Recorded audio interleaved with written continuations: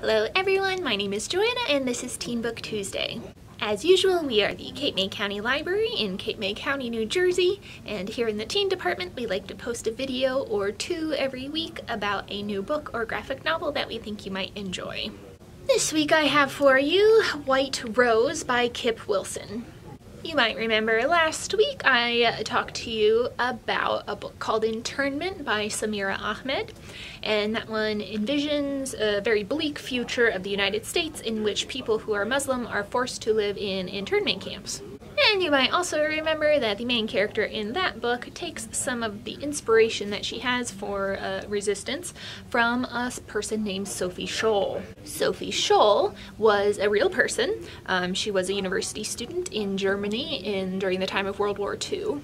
She, her brother, and several of their friends were all killed by the government for their involvement in creating and distributing anti-Hitler leaflets. These leaflets, they were hoping, would inspire an uprising of the German people against the war and against the murder of the Jewish people.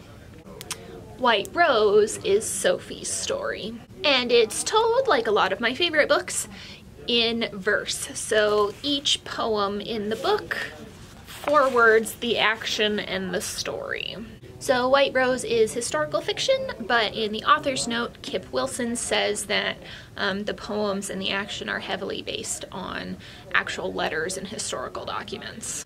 The timeline of White Rose begins as Sophie and her brother are already being interrogated by the police, and it flip-flops back and forth in time so that little by little we realize more about what Sophie believes and how she comes to believe it. As you might guess, there's no happy ending with this book.